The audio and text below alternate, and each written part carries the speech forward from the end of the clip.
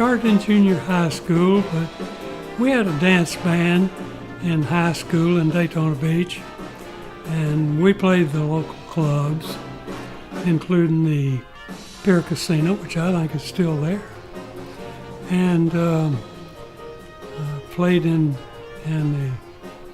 college. I played in Clemson band, and then during World War II, I played in the Army band, and then by the time the Korean War broke out, I had completed my engineering undergraduate studies, and so I taught engineering in the engineer school in Corps of Engineers in Fort Belvoir.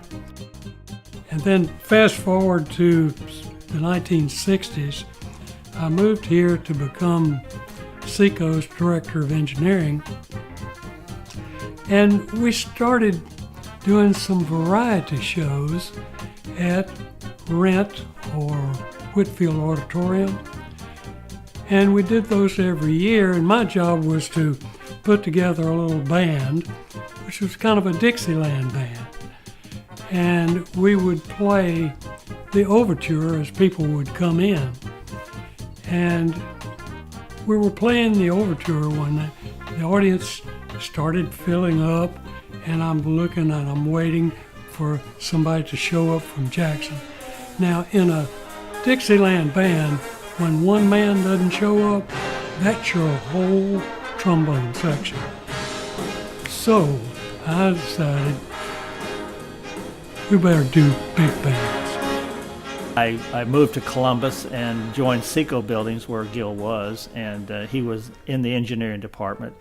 And one day I was sitting in my office and he came by the office and he said, "Hey, listen, I hear you sing, and I was wondering if you would want to sing with my big band."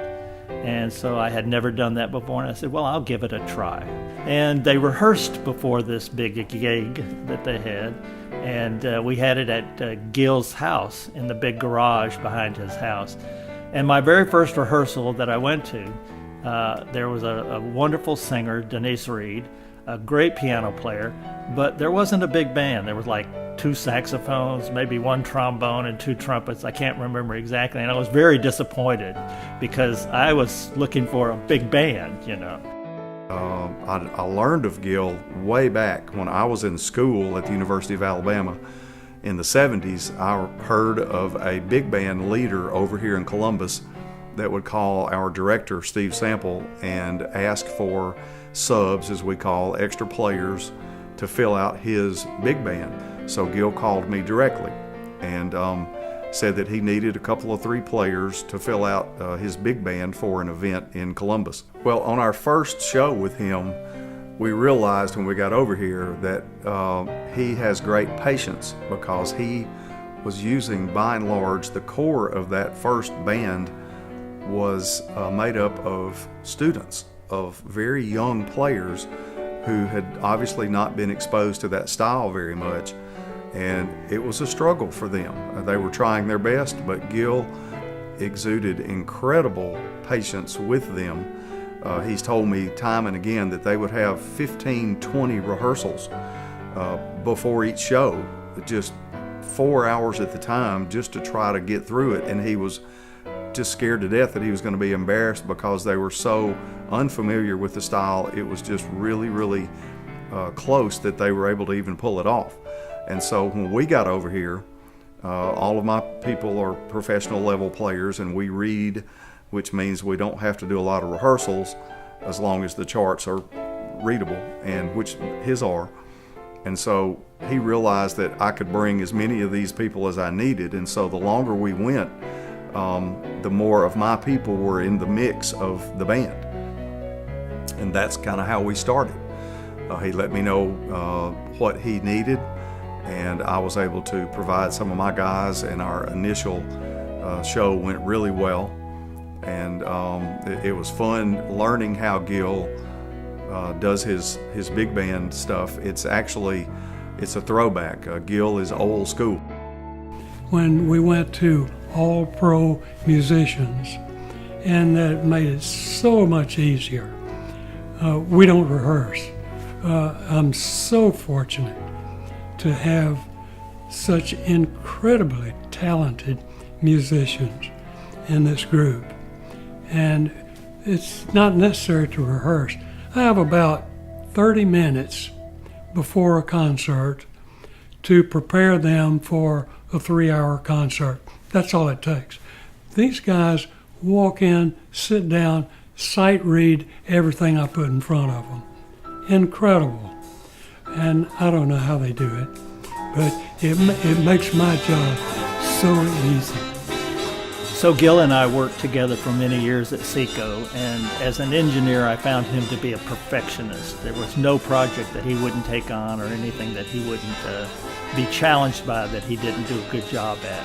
And so we worked that way, and we were also doing the band thing, the big band thing every year. And I found him to be much the same way with the big band, a perfectionist, always looking to take on the next challenge, a new song, a new arrangement, a new way to handle the big band thing on the Valentine's dance. And he was pursuing that with all of his energy, and he wanted all of us to do the same thing. Probably one of my favorite things to remember about Gil is the way he gets ready the night of the performance. He's really nervous, but he's looking after every minute detail in the room. Wants it to be perfect for the audience and for the band and for the singers too. He had ordered a new song, On the Street Where You Live, a song that I've known since I was a kid. And he wanted to rehearse it. I said, Gil, I don't really need to rehearse it. He said, no, we're going to rehearse it. I want you to walk out in the audience while you're singing it, going table to table. And he made me walk out in the audience when there was nobody in the room, and we were doing this during rehearsal before the big event and singing this song. And we sang the entire song, and I walked around the entire auditorium greeting people who weren't there at the time. And it was great because when we did it for real, it came off extremely well, and people really appreciated it. Gil is such a perfectionist, and he's so passionate about the big band event, about the music. He wants everything to be perfect. He wants it to go perfect from beginning to end. And one of my first memories of performing with Gil Harris and the Big Band Theory was setting up the for the guests, for the people who come in to dance and enjoy the dinner and the music. And he was setting the tables up with a tape measure to make sure they were perfectly spaced so that everyone would have room to walk between the tables to go to the dance floor.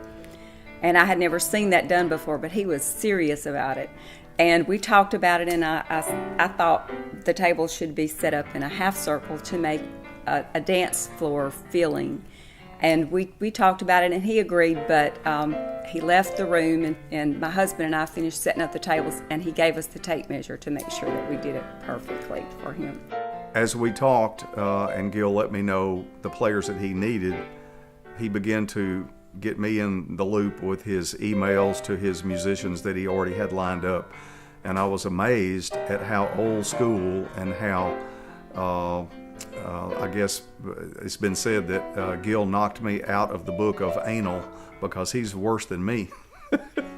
But he had very detailed emails about how we were to play, how we were to dress, when we were to arrive.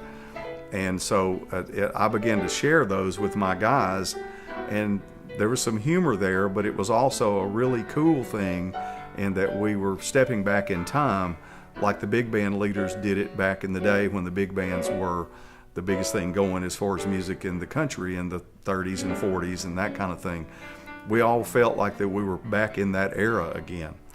And so as we began to get closer to the time, he began to give us more and more information, of which most of it we kind of knew, but it was amazing to see that, and we all realized that we were around somebody very special because he did it one way, and that was the way that he did it, and that's the way we had to do it. Horns warm in the chairs at 7 o'clock for an 8 o'clock hit, as we say, 8 o'clock start. We're like, well, why would we need to be there that early? Well, there's pictures, there's all sorts of talk downs that he wanted to do. He passed out incredibly intricate road maps of the tunes that we're doing who takes a solo when, how long that solo is going to last. I mean, amazing that obviously we're dealing with a great engineer, and he uses his engineering on the music side as well. So in 2016, Gil got ill, and he got very seriously ill, and it was right before the time that we normally do the big band dance. Last year, he became quite ill, and to the point he just kind of laughed it off, and he told me, he said, "Well, Mart," he said, several of my major organ groups have decided not to cooperate anymore." Well, I wasn't just a little bit sick. I was put on hospice about a year and a half ago. And I started doing a lot of things a lot differently. Started eating very differently and praying a lot, and had a lot of people praying for me. And a lot of things like that pulled me out of it. And I was so thankful to have this side vocation to exercise these thoughts that I had in my mind. And we were all worried. Denise and I talked, and we weren't sure we were going to be able to do it. And I talked to Gil in the hospital a couple of times, and he wasn't sure he was going to be up to it. But he came back, and he came back just in time. And he decided that he didn't feel 100%, but he needed to put on the show. And so he organized everything just like he had done every year before. In fact, he surprised us kind of at the last minute by telling us not only were we going to do it in Columbus, we were going to travel down to Madison, Mississippi and do it there the very next night. So when the night of the big band dance came on, Gil showed up. He was frail, he was tired. He stood for almost 3 hours directing the band and entertaining the audience with his silly jokes. And then the next day we all drove down to Madison, and he stood up for 3 more hours and did it down there for that group of people there. Well, the phoenix has risen. He's back at it now.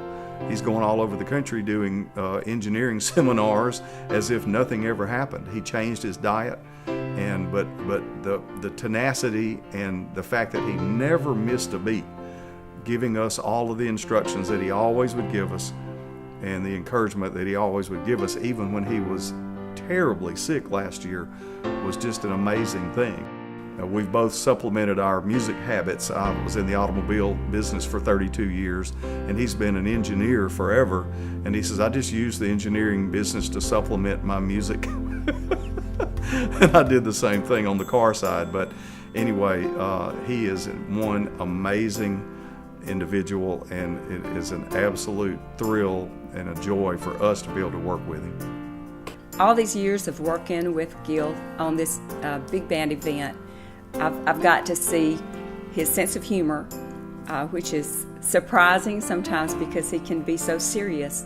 And then he tries to bring a little bit of comedy and a little bit of lightness to the music, to the stage, and a little fun. We got to do the high kicks for New York, New York one year. That was great fun. That's one of my favorite memories with the big band, and just such a thrill to get to perform the music from this era and to have the opportunity to bring it to Columbus. We just don't have much of this type music here, and so many people have never had the opportunity to hear a big band perform live, and it's such a thrill to stand on the stage and to feel those horns blowing behind you. It's just an unforgettable experience, and I'm so grateful for the opportunity of being able to do that, and I thank Gil so much for not only allowing me to do it, but bringing it to Columbus, bringing it back here, and I just hope that he will be able to continue that and to continue to share it with more generations of people to come.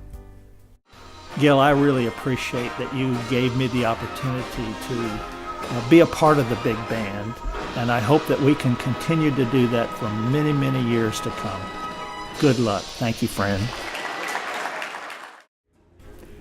What I would say to the band, each member of the band right now, is thank you for making this such a joy to participate in. And